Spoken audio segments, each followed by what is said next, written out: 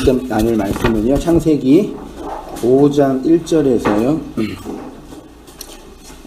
32절 5장 전체입니다. 5장 전체 좀 길지만 그냥 넣었어요. 또 언제 한번 우리가 집에 가서 읽어보시면 좋겠지만 이제 한번 읽어보겠어요. 한번 같이 1절부터 우리 한번 오랜만에 교독 한번 해볼까요? 제가 먼저, 여러분이 2절 이렇게 한번 교독하도록 합니다. 1절입니다. 이것은 아담의 계보를 적은 책이니라. 하나님이 사람을 창조하실 때 하나님의 모양대로 지으시되 남자와 여자를 창조하셨고 그들이 창조되던 날에 하나님이 그들에게 복을 주시며 그들에게 이름을 사람이라 일컬었더라. 아담은 130세에 자기의 모양 곧 자기의 형상과 같은 아들을 낳아 이름을 셋이라 하였고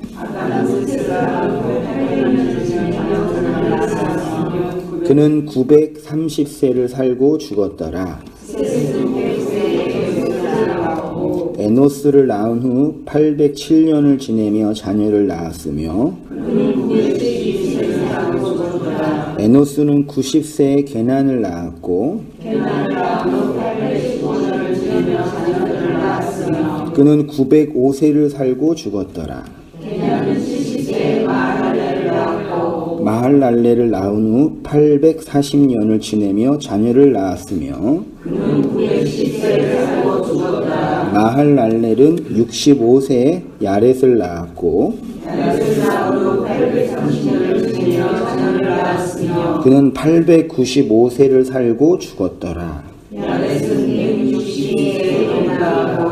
에녹을 낳은 후 800년을 지내며 자녀를 낳았으며 에녹은 65세에 무두셀라를 낳았고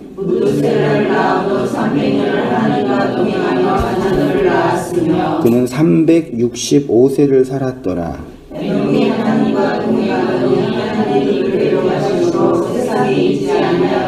무두셀라는 187세에 라멕을 낳았고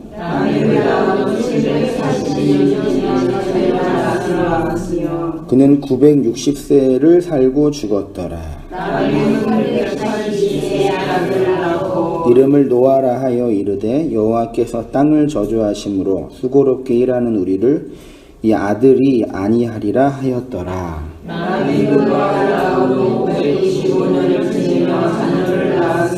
그는 777세를 살고 죽었더라.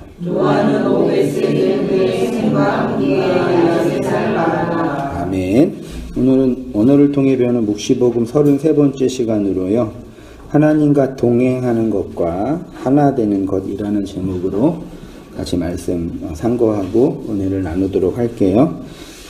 지난 시간까지 창세기 4장을 이제 강해는 아니에요. 사실 본문 강해보다 주제별로 하는 설교였는데 창세기 4장에서는 누구의 이야기였죠? 가인과 그의 자손에 관한 이야기였죠. 야발, 유발, 두발, 가인, 실라 등등등. 읽어보시죠? 보셨죠? 네. 5장에서는 셋의 자손의 계보가 나옵니다. 그리고 마지막에 누가 나오죠? 노아. 그러니까 성경의 중요한 인물, 가인 이후에 이제 노아. 그다음 노아 다음에 누가 중요하겠어요? 아브라함이 중요하겠죠. 이제 5장의 이야기가 나오는데 사실 인류 문명의 강자는 셋의 자손의 자손이 아니라 가인의 자손의 이야기겠죠. 가인은 거대한 인류 문명을 세우며 노아의 홍수 시대에 강력한 인류를 상징했던 네피림, 창세기 6장 4절의 네피림이었죠. 이게 뭐 하나님의 아들들과 사람의 딸들이 이제 결혼을 해서 고대의 용사, 그 거대한 깃보르라는 그 용사가 나와서 그 누구누구 니므못은 여호와 앞에 뭐 그 사냥 하나 해서 그런 얘기 있잖아요. 그게 이제 하나님의 아들들과 사람의 딸이 결혼했다는 이야기가 지금도 이제 정확한 해석은 없어요. 하나님의 아들들은 뭐 천사다 그렇게 말하는 사람도 있고, 혹은 뭐 경건한 셋의 자손이다 말하는 사람도 있고, 가인의 자손은 여자의 아들들은 자손들은 가인의 자손이다, 인간이다 말하는 부분도 있는데, 아무튼 이 속에서 이 네피림이라는 그죠? 거대한 그 거인족 이 나온 거죠. 그리고 이제 바벨탑 문명의 핵심 세력 이 다 누구의 자손이에요? 네, 가인의 자손이에요. 그 용사, 고대의 명성 있는 자, 하늘에 올라가는 자로 이들은 다 고대에 하나님을 대적하는 자들이라고 히브리인들이 이제 설명한 거죠. 고대 시대. 그러니까 히브리인들의 역사적 해석이겠죠. 어떤 의미에서는요. 그들은 그냥 그들의 문명을 구가하며 살았는데 출애굽하고 가나안 땅으로 들어간 이스라엘 입장에서는 이들은 하나님을 대적했던 여호와 신앙을 대적했던 악인들이다라고 이제 정죄하는 거예요. 이러한 시대의 창세기 5장은 셋의 자손에 대해서 설명하고 있죠. 아담, 셋, 에노스, 게난, 마할랄렐, 야렛, 에녹, 무드셀라, 라멕, 노아. 아담은 몇 세에 죽었어요? 셋은 이게 다 이게 성경 공부하면서 이렇게 적으면 좋은데 보세요. 노아는 아담의 9대손이에요. 하나님으로부터는 하나님의 몇 대손이요? 10대손이 되죠. 노아부터 아브라함까지가 몇 대손이요? 10대손. 창세기 11장에 노아, 셈, 아르박사, 셀라, 에벨, 벨렉, 우루, 르우, 스룩, 나홀, 데라, 아브라함에서 10대손이 노아의 10대손이 아브라함이에요. 하나님의 10으로 온 자가 노아고요. 그리고 아브라함과 이삭과 야곱과 요셉 이렇게 4대가 모여서 뭘 만들어요? 이스라엘 민족, 교회를 만들죠. 열둘이라는 이스라엘을 만들어서 그들을 어디다 집어넣어요? 애굽에서 빼내어서 광야를 거쳐서 가나안이라는 약속의 땅, 신약의 하나님의 교회를 설명하고 상징하는 거겠죠. 이미 다 하나님이 그 성경의 그 신약적 교회의 모형을 다 이렇게 설명해 놓은 거죠. 하나님의 열이라는 완전한 사랑과 안식은 아래의 5개의 말과 위의 5개의 말씀이 하나로 완성될 때, 그러니까 하나님의 말씀은 2개죠. 하나님을 사랑하고 이웃을 사랑하라. 이 2개가 뭐예요? 첫째는 하나다. 첫째는 하나님 사랑, 둘째는 이웃 사랑이 아니라 그냥 하나다. 그 원문에도 이렇게 돼 있어요. 이 2개 하나님 사랑과 이웃 사랑이 어떻게 하나가 되냐? 요거를 이제 설명하는 방식일 텐데 그 일을 예수 그리스도가 십자가에서 완성하여 우리에게 영의 말씀으로 주셨습니다. 예수 그리스도가 우리에게 보여준 그 사랑이 복음으로 설명되죠. 그 복음은 4개로 설명한 거죠. 마태복음, 마가복음, 누가복음, 요한복음이요. 근데 이 4개의 복음을 구약에서도 아브라함의 복음 그래도 되겠죠. 아브라함도 복음을 전했잖아요. 이삭의 복음 최초로 쓴 사람이에요. 그 다음에 야곱의 복음, 요셉의 복음 이겠죠. 그러니까 열이라는 하나님의 계명을 이 땅에 설명하는 방식이 4개의 복음서죠. 마태, 마가, 누가, 요한. 그 구약에서도 설명했다라고 볼 수도 있겠습니다. 가인 자손의 이야기는 인류 문명사의 발전을 설명하고 성을 세우고 죄와 악이 번성하는 이야기가 기록되어 있다면 셋 자손의 이야기는 뭐 있어요? 주로 다 같이 읽어봤잖아요. 주된 내용이 뭐예요? 낳고 죽고 낳고 죽고 그렇게 이제 10대가 낳고 죽고 낳고 죽고 낳고 죽고 우리 눈에 들어오는 이제 중요한 인물이 많이 들어보셨던 에녹이라는 인물입니다. 21절에 에녹은 65세에 누구 낳았어요? 무두셀라를 낳았고 몇 년 동안요? 300년 동안 하나님과 뭐 했어요?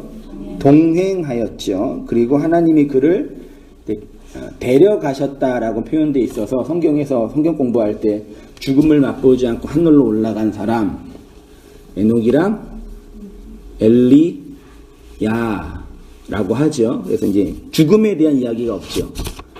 그렇게 성경 기록되어 있어요. 그래서 본문에는 하나님과 동행하였는데 하나님이 그를 데려가시면 세상에 있지 않다. 그렇게 본문이 되어 있습니다. 오늘은 이제 동행이라는 의미가 뭔지 이제 그 얘기를 살펴볼게요. 동행하다가 히브리어로 할라크요. 각주 넣습니다. 이게 동행이라는 단어보다 그냥 걷다가 더 정확한 번역이래요. 히브리어를 보니까 걸어가다라는 단어가 두 가지가 있는데 할라크와 얄라크가 있대요. 사전을 보니까. 단어 똑같죠. 앞에 할라크는 해가 있고 뒤에 얄라크는 요드가 있고 뒤에 모음은 똑같아요. 할라크는 화자의 의지에 따라서 스스로 걷는 것.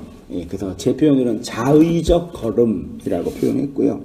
얄라크는 누군가에 의해서 걸어가는 것. 자의적 걸음이라고 표현되어 있어요. 창세기 12장에 하나님이 아브라함에 가라 그랬죠. 어디로요? 약속의 땅으로 걸어가라. 그때 가라가 할라크와 얄라크 동사인데 창세기 12장에는 할라크로 되어 있을까요? 얄라크로 되어 있을까요? 할라크는 자이고 얄라크는 타이예요. 뭐 다 그런 건 아니지만 보편적으로 보면 12장에는 재미있게도 얄라크로 되어 있어요. 본문도 보시면 내가 내게 보이는 땅, 보여줄 땅으로 가라. 그러니까 아브라함은 자의로 간 게 아니라 타의로 간 거예요. 좀 더 그의 입장에서 변호를 하자면 가기 싫었는데 솔직히 갈대아 우르 문명은 오늘날로 말하면 우리나라로 말하면 서울권이고 전 세계로 말하면 뉴욕이에요. 그러니까 부동산 관련도 서울에 있는 사람은 지방으로 가려고 그래요? 안 가려고 그래요?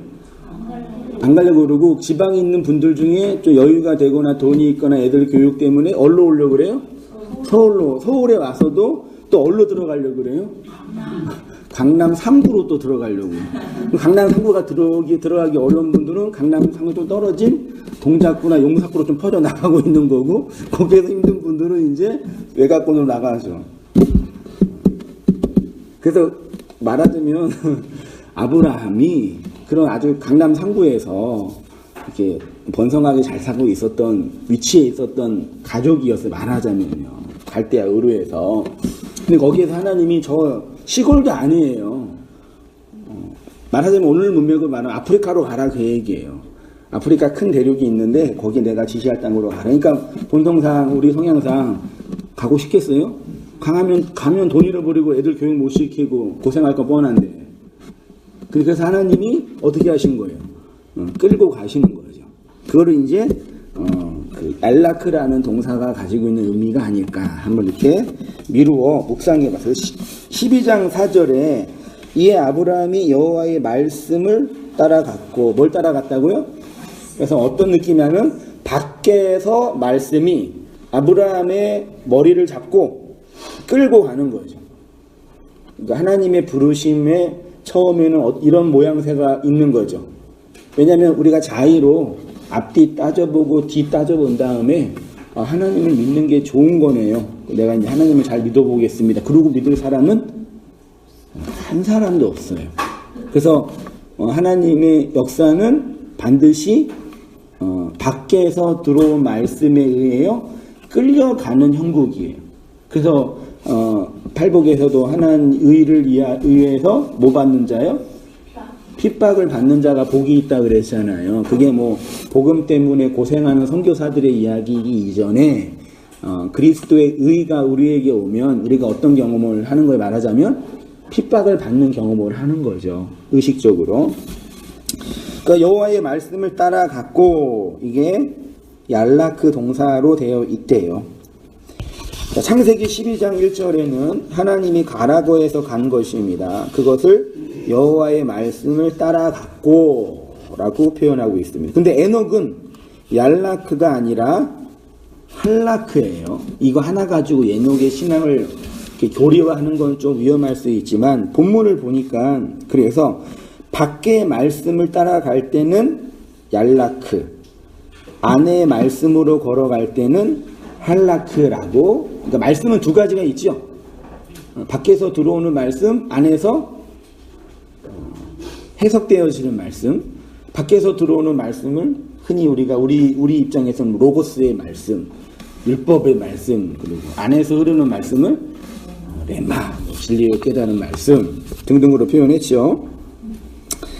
신앙의 시작은 밖에서부터 안으로 시작합니다. 그 전에 이제 본문을 보면 이제 원문을 다 안 넣어서 좀 죄송스럽지만 그 창세기 5장 그 21절 다시 한번 보세요. 앞으로 가보세요.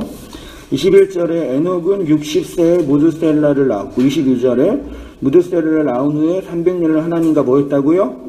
여기 동행하나가 할라크예요. 또 동행하나 23절에 있죠. 그는 365세를 살았고 에녹이 하나님과 뭐 했어요? 요게 또 할라크예요. 근데 이걸 문법을 보니까 문법 얘기해서 죄송한데 좀 들어보세요. 할라크라는 각주 9번에 할라크라가 앞에 있는 할라크는 원형이고 뒤에 있는 바테하레카인데 요거는 히필 미할이래요. 죄송해요. 히브리 동사에 동사형이 7가지인가 8가지가 있는데 능동태, 수동태, 강의형, 제기 우리 영어 공부했었죠 옛날에. 그것처럼 히필형은 뭐냐면 사역형이에요. 스스로 하는 거예요. 그러니까 에녹이 하나님의 말씀을 스스로 취하여 따라간 거예요. 문법상. 뒤에 할라크는 히트파엘이라고. 요거는 뭐냐면 그 영어에 himself, 뭐 itself, self 들어간 거 있죠. 셀프가 제기형이라고 배웠었잖아요. 스스로 자기가 하는 거, 셀프 있잖아요. 스스로 하는 거. 요게 그러니까 자기가 스스로 말씀을 따라간 거예요. 그러니까 인간의 의지와 하나님의 은혜의 입장에서는 에녹은 말하자면 자기가 의지를 가지고 자기의 셀프를 가지고 하나님을 따라간 거예요. 그 은혜의 복음을 가르치는 입장에서는 반대죠. 생각해 보세요. 제가 초두에 어느 사람도 밖에서 들어온 말씀이 없이는 자의적으로 하나님을 따라갈 수 없다고 얘기했죠. 맞지요? 근데 에녹은 본문상 보면은 자의적으로 그의 의지와 신념으로 하나님을 주도적으로 따라가는 듯한 뉘앙스예요. 이 히필형과 히트파엘형의 어형이요. 그러니까 아브라함과 달라요. 그렇죠? 읽을 때 그렇게 한번 이해해 보세요. 뭐가 옳다는 그 다음 문제고요. 신앙의 시작은 밖의 말씀으로 시작합니다. 어느 누구도 자신의 내면의 소리를 듣고 하나님을 알고 그리스도를 배우지 못하지요. 반드시 밖에서 들리는 말씀으로 시작합니다. 그러나 신앙의 완성은 안의 말씀이라고 할 수 있겠습니다. 그래서 밖에 말씀을 따라가는 사람에게 필요한 덕목은 인내와 배움. 그러니까 하나님이 우리에게 인내하게 하시고 배우게 하시죠. 그러니까 내가 이런 덕목을 가져야 되겠다가 아니라 하나님의 말씀이 우리를 배우게 하시잖아요. 알아가게 하시고. 안의 말씀으로 사는 사람이 필요한 덕목은 배려와 나눔. 그러니까 내 안에서 흘러나오는 말씀을 가지고 있는 사람에게 하나님이 어떻게 이끌어요? 역사를, 타자를, 이웃을, 입장을 배려하게 하시고 내가 경험한 말씀을 뭐하게 해요? 허물로게 해요. 나누게 하시고 증거하게 하시는 거죠. 그런데 이 두 가지는 언제나 우리 안에서 하나가 되어야 합니다. 그러니까 밖의 말씀을 따라가는 자의 신앙의 수준은 낮고 안의 말씀으로 살아가는 자의 신앙은 높고, 맞나요? 라고 생각하면 잘못된 거예요. 예를 들어 어린아이가 성장하는 데는 반드시 밖에서 들어오는 영양소가 필요합니다. 잘 먹어야 잘 큽니다. 그런데 잘 먹는다고 잘 크는 것은 아닙니다. 밖의 음식을 잘 먹는 것뿐만 아니라 내적인, 제 표현으로 소화력, 대사활동이 있어야 잘 크죠. 외적인 말씀과 내적인 말씀은 늘 함께 가지요. 그러므로 한 페이지를 가서요. 우리 중에 어느 누구도 내적으로 완전히 성장했기 때문에 더 이상 밖의 말씀이 필요 없다고 말할 수 있는 분은 없고, 혹은 내적으로 어떠한 생명이 없기 때문에 아무리 들어도 의미 없다고도 할 수 없습니다. 잘 듣고 잘 이해하고 잘 듣고. 그러니까 내적인 말이 중요해요? 외적인 깨달음이 중요해요? 아니. 외적인 외적인 말과 내적인 깨달음이잖아요. 근데 제가 여러분 한번 생각해 보세요. 뭐라 그럴까요?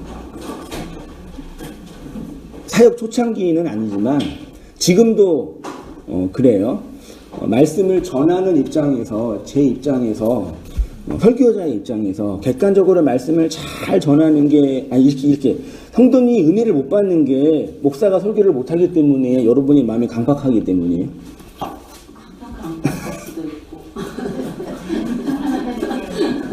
자, 한번 책임을 한번 따져봅시다. 몇 대 몇이에요? 5대 5예요. 누가 3이에요? 내가 3이에요? 그것뿐이 안 돼요, 제가요? 그렇죠. 처음에, 지금도 뭐 사역 초창기지만, 처음 개척할 때는 어떤 생각이 있었냐. 물론, 성도들이 막 말씀 나누는 분들이, 성도님들이 소위 말해 은혜를 못 받고, 은혜 못 받고, 잘 이해 못 하고, 목사님 어려워요. 무슨 말인지 모르겠어요. 막 그러면, 누구 때문에 그런 거예요? 집에 돌아가면 제가 항상 내가 설교를 참 못하긴 못해. 맞아.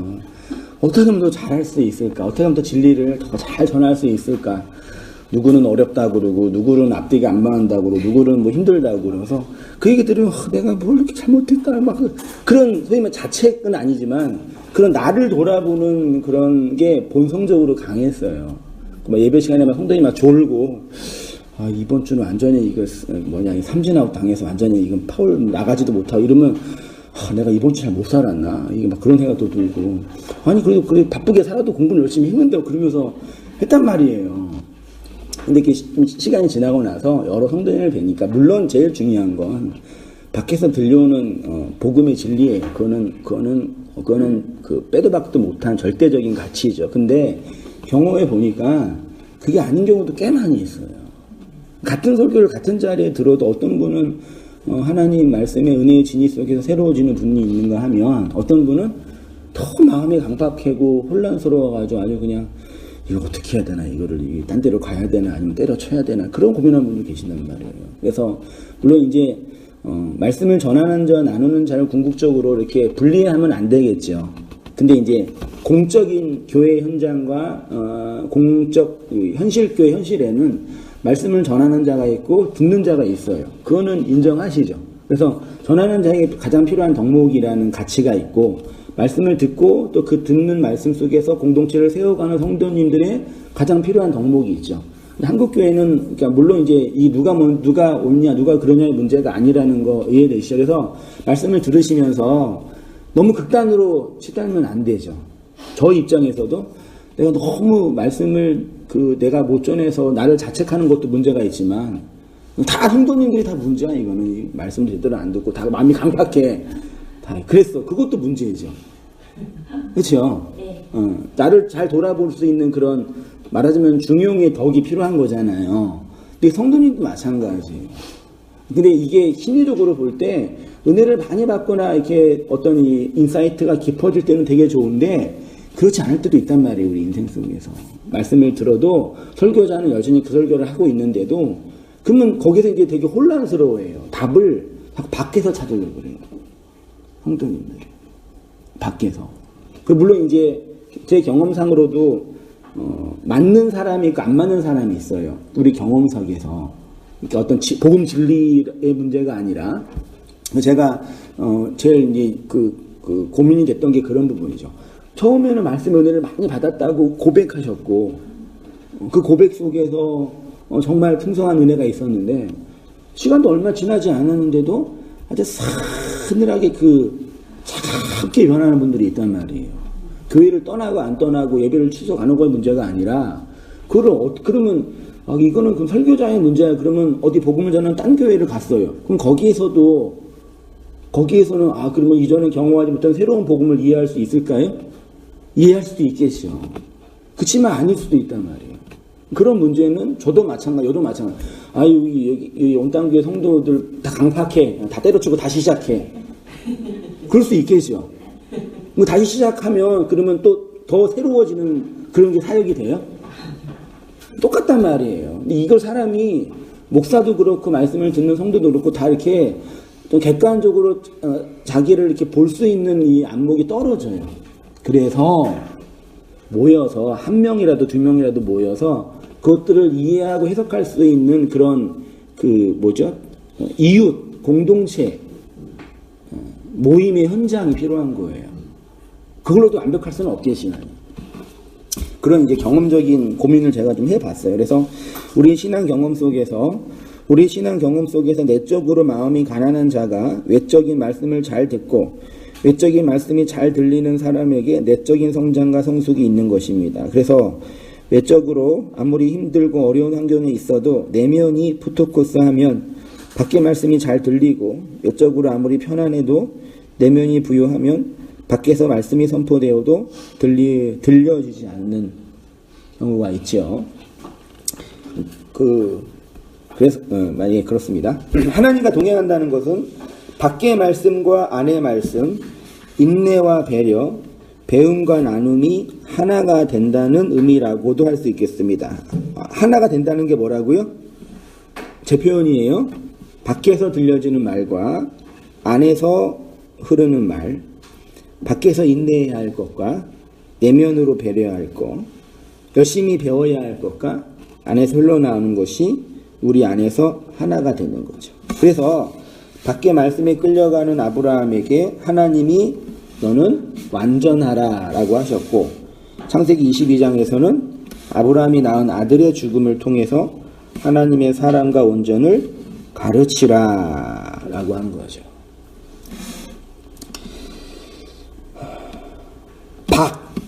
내 박 있죠? 내 안 있죠? 그게 어디에서 나누어져요? 나라는 존재에서 나누어지죠?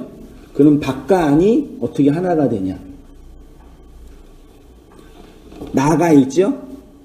이걸 자의라 그러죠? 내가 스스로 하는 게 있고, 그 다음에 남에 의해서 하는 게 있죠? 그걸 뭐라 그래요? 타의라 그러죠? 그 자의로 하는 것과 타의로 하는 것이 내 안에 어떻게 하나가 되냐? 바울의 그 서신의 고백을 찬찬히 보면은 바울이 그렇게 열정적으로 그리스도의 복음을 전하고 하나님의 생명을 증거할 때 바울은 자의로 했어요? 타의로 했어요? 안으로 했어요? 밖으로 했어요? 어느 고백을 보면은 완전히 그리스도께 끌려가는 노예예요. 자의는 하나도 없고 그리스도의 말씀에 끌려가는 타의적 노예의 고백도 있어요. 너희는 나를 본받으라 할 때 그 본받으라는 얘기는 그리스도의 노예를 끌려가는 나를 본받으라 그랬거든요. 근데 어느 때는 그 내면 안에서 그러니까 하나님인 것처럼 하나님의 자리에 있는 것처럼 사역해요. 그러니까 그리스도께 끌려가는 모습도 있지만 그냥 하나님의 위치에 있는 것처럼 사역해요. 그러니까 타의로 하기 아니라 그냥 그 안에서 그 생명이 흘러나와요. 예수님 고백처럼 나를 믿는 자는 그 배에서 생수가 흘러나오는 것처럼. 그러니까 이걸 보면서 강조점을 어디에 두냐도 중요하겠지만 한 사람의 인격과 존재 안에서 우리가 그리스도의 복음을 받아들일 때 내 밖에서 들리는 하나님의 말과 내 안에서 흐르는 말이 어떻게 하나가 되냐가 되게 중요한 관건이라니까요. 하나 되는 거. 그 하나 되는 걸 설명해 볼게요. 그러면 에녹이 내적인 말씀으로 하나님과 동행할 수 있었던 외적인 말씀은 뭘까요? 그래서 본문을 보면 힌트를 찾아올 수 있는 게 뭐냐면 22절에 300년을 하나님과 동행하기 전에 무슨 일을 했어요? 20절에 21절에 65세에 누구 낳았어요? 무드셀라를 누가 낳았어요? 말이 맞아요? 애는 누가 낳아요? 에녹은 누가 낳아요? 아니, 에녹이 아니에요. 자식은 누가 낳아요? 아내 이름은 있어요, 없어요? 족보책에는 남자 이름만 있었나요, 옛날에? 고대 시대는 그랬죠. 근데 물리적으로 보면은 여자가 낳았죠. 물리적으로. 그리고 에녹이 낳은 자식이 무드셀라만 있었겠어요? 네. 있죠. 근데 동행하기 전에 무드셀라를 에녹이 낳았어요. 그러니까 무드셀라는 어디에서 나온 거예요? 에녹 액에서 나온 거예요. 그러니까 내 안에서 뭐가 나온 거라고요. 내 안에서 성경이 나타란 얘기는 자기에서 나온 거예요. 자기께 나온 거예요. 그가 나온 거예요. 그의 그 무엇이 나온 거예요. 보이지 않는 그 무엇이 나온 거예요. 그 자식을 나타의 의미예요. 사람은 자기 안에 있는 것에 의해서 살아가는 존재입니다. 자기 것으로 살아가요. 그래서 예수님은 사람은 자기 안에 있는 거에 의해서 살아간다 그래요. 선한 사람은 마음에 쌓은 선에서 뭘 내요? 선을 내고, 악한 자는 마음에 쌓은 악에서 뭘 내요? 악을 내요. 마음에 가득한 것이 뭘로 나와요? 입으로 나와요. 아이는 어디서 나와요? 엄마의 자궁에서 아래 입으로 나와요. 우리의 말은 내 마음에서, 인간의 마음이 자궁이에요. 마음에서 나오는 그 아들이에요, 말하자면요. 그러니까 우리가 어떤 말을 하냐는 내 안에 뭐가 있느냐를 설명해요. 그래서 말이 되게 중요해요. 모든 인간은 자궁에서 10달을 다 채운 다음에 아래의 입으로, 엄마의 아래의 입으로 나옵니다. 인간의 마음은 여자의 자궁과 같습니다. 거기에 하늘의 씨가 들어와 잉태하여 열이 차면 말로 나오게 됩니다. 에녹이 무두셀라를 낳았다라는 것은 단순히 생물학적으로 자식을 낳았다는 것이 아니겠지요. 그 안에 있는 것, 그것이 나온 거예요. 에녹 안에 무엇이 있었냐면 무두셀라가 있었어요. 그를 낳은 후에 하나님과 동행했어요. 무두셀라를 낳고 나서 그의 인생에 거대한 변화가 있었죠. 그러면 무두셀라의 뜻이 뭐냐? 이게 마트와 샬라의 합성어래요. 그래서 보내어진 사람, 마트는 그 사람을 뜻하고요. 샬라는 보내다 뜻해요. 그래서 마트 샬라는 보내어진 사람. 이 마트가 mem이랑 타우로 되어 있거든요. 히브리어로요. mem은 말씀과 젖을 상징하고 타우는 언약의 완성, 스타우로스라는 기둥, 십자가를 상징한다라고 할 수 있겠어요. 그러면 마트, mem과 타우는 뭐겠어요? 십자가의 말, 기둥의 말을 사람이라고 한 거예요. 그도 그럴 것이 히브리어에 무투라는 단어가 있거든요. 많이 들어보셨잖아요. 무투가 죽다예요. 근데 mem과 타우 가운데 바보라는 모음 의미를 하는 자음이 있어요. 연결하는 고리예요. 그러니까 죽음이라는 건 뭐냐면 말씀과 십자가로 연결된다. 그걸 무투라고 설명할 수도 있어요. 근데 거기에 가운데 있는 자음, 바보만 빼면은 마트가 되게 사람이에요. 되게 의미심장하죠. 그래서 무트셀라, 마트셀라는 뭐냐면 보내어진 사람이에요. 성경에서 보내어진 사람을 뭐라 그래요? 성경 말고 일반 사자라 그러잖아요. 그래서 말씀을 가지고 전하는 사람을 히브리어에는 말라크라고 그러고 헬라어는 앙겔로스라고 그랬잖아요. 그걸 우리는 천사라고 번역을 했잖아요. 천사의 본질적인 의미는 말을 가지고 있는 사람이에요. 그러니까 에녹이 말을 가지고 있는 사람을 낳았다는 얘기는 반대로 얘기하면 하나님이 그에게 뭘 줬다는 얘기예요? 말을 줬다는 얘기예요. 언약의 말, 그리스도의 말, 십자가의 말, 생명의 말, 구원의 말을 줬다는 얘기겠죠. 그게 마트셀라, 무두셀라의 단어의 의미라니까요. 그래서 이제 계시록에 가면 교회가 예수를 낳고 예수가 교회를 낳잖아요. 그러니까 예수님은 어디라는 자궁에서 나왔어요? 교회라는 자궁에서 나와요. 근데 교회는 어디에서 나와요? 예수라는 자궁에서 나온다고요. 밖에서 들어온 말과 안에서 흐르는 말이 우리의 역사 인생 속에서 하나가 되는 걸 에스카토스 고두란테스 마지막 하나, 율법의 마지막 하나를 완성하여 은혜로 온전히 서는 것 등등이라고 표현을 한 거죠. 그러니까 다 집어치우고 무드셀라를 낳았다는 얘기는 에녹 안에 하나님이 그의 인생과 가정을 통해서 넣어준 그 그리스도의 말이 있다. 그 신약으로 봐서 계시록으로 오면은 교회가 예수를 낳았다 라고 번역할 수가 있는 거죠. 그 보세요.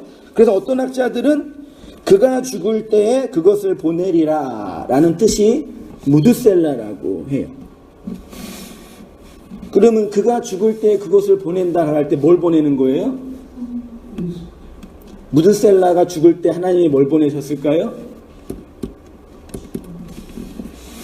홍수를 보냈어요.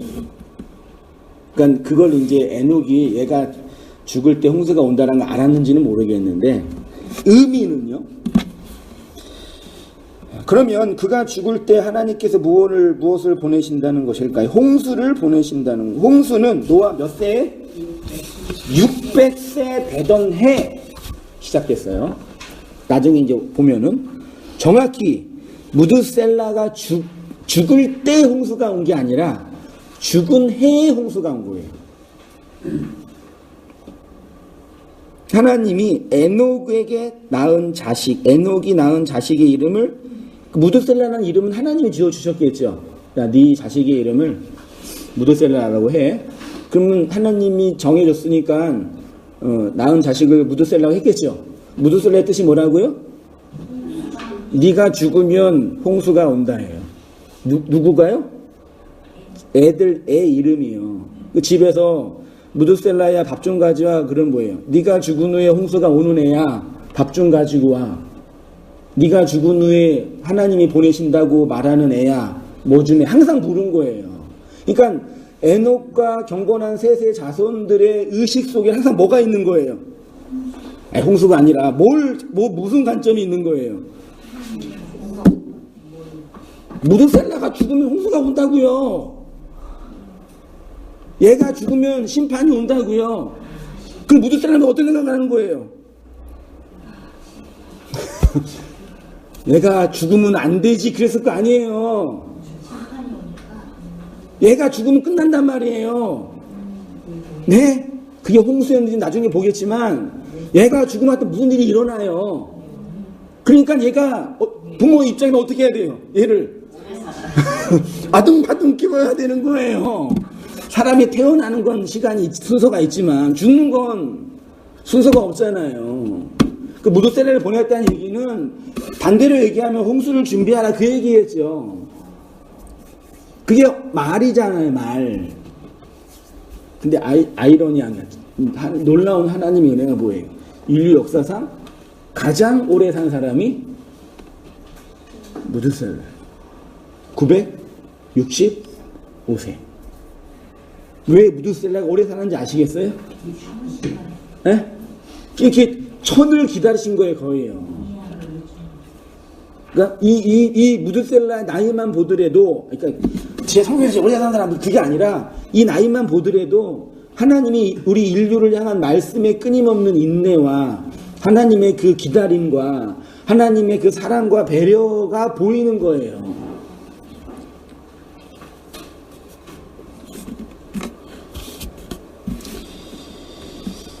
그러니까 무드셀라라는 말이 우리 안에 떨어질 때를 우리의 경험으로 한다면 밖에서 들리는 말이 내 안에서 언어로 나올 때, 열매로 나올 때, 아멘으로 화답할 때가 무드셀라를 낳은 거죠, 말하자면.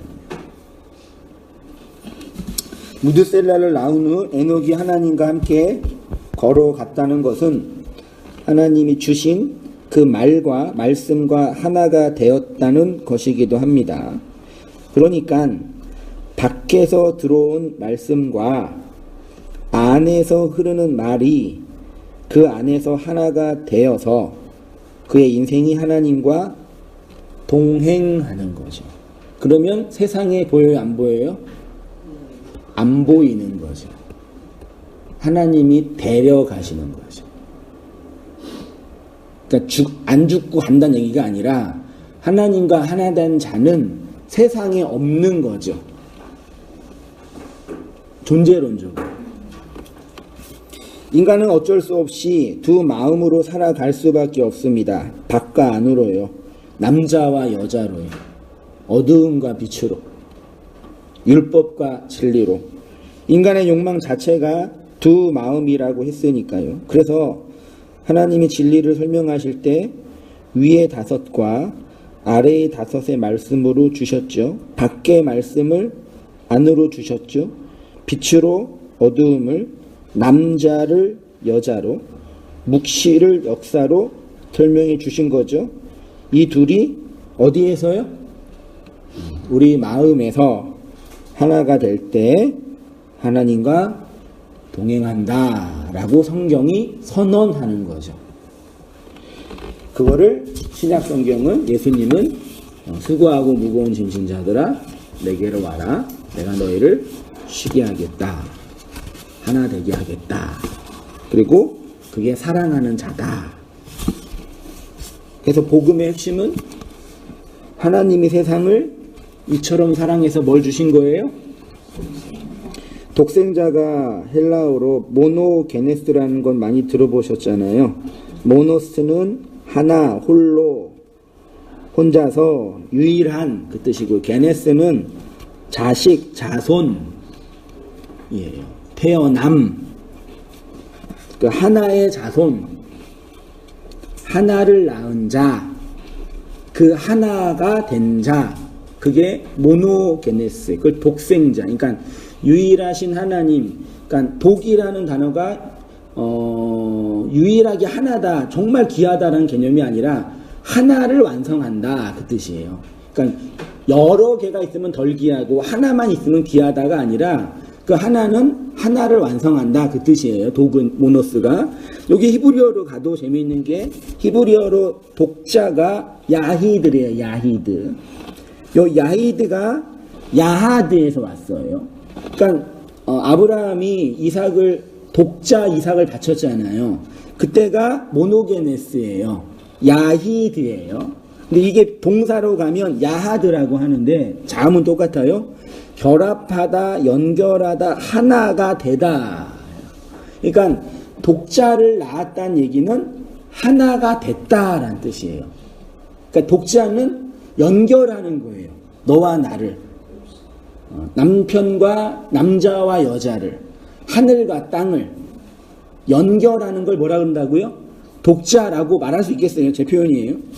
그래서 아브라함과 하나님과 하나가 무엇으로 되었냐면 독자 이삭을 통해서 된 거죠. 그러면 하나님과 교회가 무엇으로 하나가 되냐면 독생자를 통해서 하나가 되죠. 이렇게 우리의 인생을 통해서 낳은 그리스도가 우리로 하나님과 하나가 된다. 그거를 창세기 본문은 뭐 한다고요?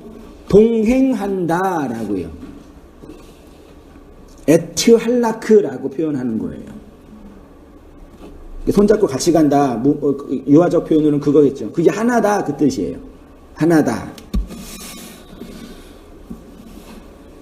바울 서신도 보면 이러한 바울의 복음 서신을 보면 하나님의 아들을 믿는 것과 아는 일에 뭐가 돼요?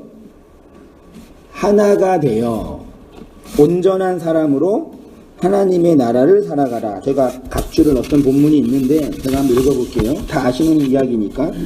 에베소 4장 13절에 우리가 다 하나님의 아들을 믿는 것과 아는 일에 하나가 되어 믿음과 아는 게 하나가 되어 온전한 사람을 이루어 그리스도의 장성한 분량이 충만한 데까지 이르리니 이는 우리가 이제부터는 어린아이가 되지 아니하여 사람의 속임수와 간사한 유혹에 빠져 온갖 교훈의 풍조에 밀려 요동하지 않게 하려 함이라. 하나가 되지 않고 둘이 되면 이렇게 된대요.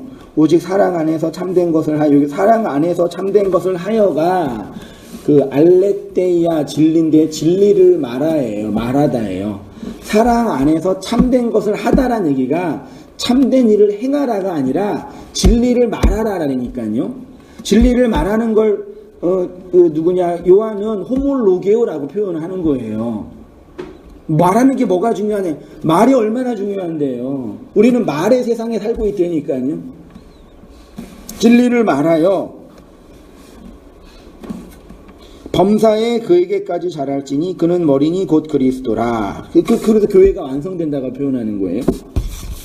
밖의 말과 안의 말이 하나가 되어 그 진리를 말하다. 내 안에서 밖에서 들어온 하나님이 내 안에서 하나가 됐어요. 그건 나의 죽음이에요. 그게 호몰로기오잖아요. 그게 복음 증거라고요.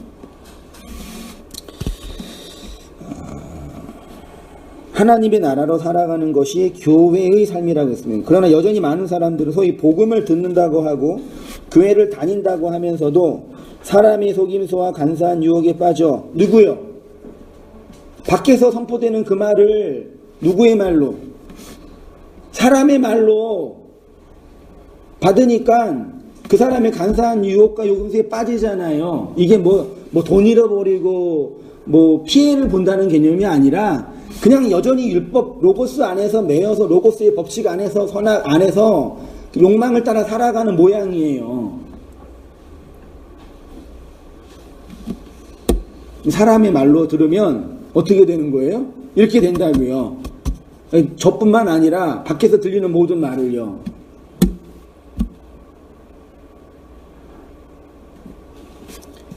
저도 그래도 이제 뭐 느끼는 거지만 저도 뭐 이렇게 말씀을 이 자리는 듣는 전하는 입장이지만 말씀을 가지고 살아가는 사람으로서 저도 그러고 성도님도 그러지만 은혜를 많이 소위 말해 은혜를 많이 받고 감동을 많이 받았다라는 그 고백 속에 이게 진리를 깨달았다는 고백도 있지만 그냥 감동을 받으신 거예요. 탁월하게 설교 잘하는 어떤 사람의 감동을 받아서 은혜 받았다 그런 거예요. 저도 착각한 거죠. 아, 이분이 그 진리를 알았구나. 그게 아니라 그냥 감동 받은 거예요. 설교 잘하잖아요. 농담입니다. 그러니까 아무리 못해도 인간의 말에는 이렇게 코드라는 게 있어요. 그래서 자기한테 들리는 언어가 있단 말이에요. 근데 그거를 서로 착각하는 거예요. 저도 착각하고 나도 소개 잘하는 목사네. 아우 난 대단해. 이러고 착각하고 여러분도 어휴 이 은혜를 받았네. 착각하는 거예요. 근데 그게 언제 뽀록 나요? 네? 나가서 살다 보면 뽀록 나요. 그 사람의 말이에요.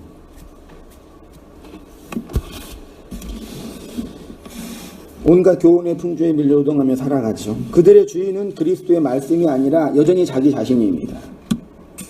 이번 주도 이렇게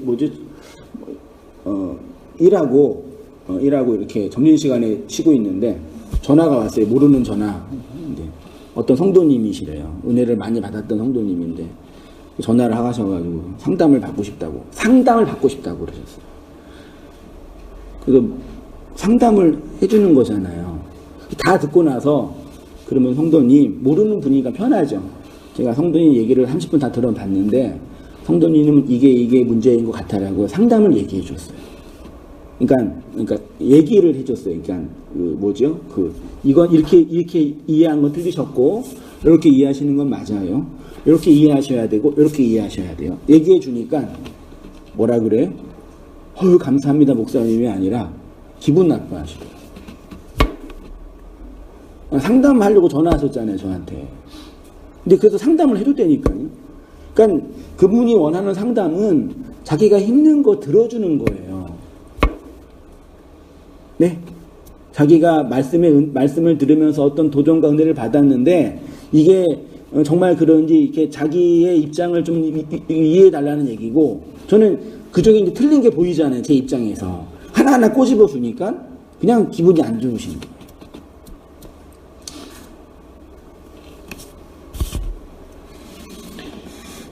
자기 자신인 거죠. 말씀에 은혜 받은 나. 말씀에 감동 못한 나. 밖에 있는 말이 내 안에 들어온 그 말이 아니라 그냥 나. 위로받고 싶은 나. 격려받고 싶은 나. 근데 정말 우리가 제 경험에서도 그렇지만 말씀과 은혜가 내 안에 들어오면은 거기에서 하나가 되면 그게 위로고 격려고 안식이고 이해고 사랑이죠. 그렇지 않나요? 여전히 자기 일을 갖고 있으면서도 그걸 놓지 않으면서도 말씀에 은혜 받고 싶은 심리가 있는 거죠. 그 말씀을 잘 이용하는 나일 뿐이죠. 그러나 성도는 사랑 안에서 진리를 행하여 호몰로게오 합니다. 성도의 몸인 교회로 자라게 합니다. 하나님의 말씀은 우리의 교회됨을 확인하게 하고 고백하게 하고 싸우게 하며 인내하게 하는 말씀이기 때문입니다. 세상은 여전히 가인의 성이지만 그 속에서 성도는 무드셀라를 자식으로 낳으며 그리스도의 복음을 고백하는 자로 살아가게 합니다. 우리가 그렇게 애쓰고 노력해야 하는 부분도 있지만 하나님이 반드시 우리를 그렇게 이끌어 가신다라는 약속과 언약이 주어진 거죠. 그러니까 은혜를 많이 받았다고 감사하고 감동받을 것도 필요하지만 잘 모르고 이해가 안 된다고 그렇게 좌절할 필요도 없는 거죠. 왜요? 궁극적으로 하나님이 나를 그 진리로 이끌어 가실 것이라는 믿음과 확신이 주어지니까요. 하나님 우리로 하여금 반드시 받아내시는 고백입니다. 에녹처럼 하나님과 동행하며 살아가는 모든 성도님 되시기를 부탁드리면서 말씀 마치겠습니다. 기도할게요. 하나님 아버지, 오래전에 주님과 동행하였던 에녹과 그리고 하나님의 언약과 생명과 약속으로 나왔던 무드셀라의 이야기를 함께 잠깐 나누고 살펴보았습니다. 우리 인생과 삶의 역사 속에서 하나님의 밖의 말씀으로 주어진 내용들을 따라가면서 인내하고 아파하고 쓰러지고 눈물 흘릴 때도 있지만 하나님이 그 속에서 우리를 하나로 완성하시고 안식하게 하시고 용서하게 하시고 받아들이게 하시는 하나님의 그 은혜와 특별한 열심 안에서 살아가는 우리의 모든 삶이 다 되어지도록 주님 인도해 주시고 은혜 내려 주옵소서. 그리하여 그리스도의 그 은혜와 생명이 풍성히 거하는 우리의 삶이 되도록 붙잡아 주셔서 하나님이 주신 인생의 작은 내용과 역사를 그렇게 하나님의 인내와 사랑 속에서 오롯이 살아가는 저희의 모든 삶이 다 되어지도록 주님 인도해 주시고 은혜 내려 주시옵소서. 이제는 우리 주 예수 그리스도의 은혜와 하나님 아버지의 크신 사랑과 성령의 교통하심이 우리 모든 성도님들의 삶 속에 지금부터 영원까지 함께 있을지어다. 아멘.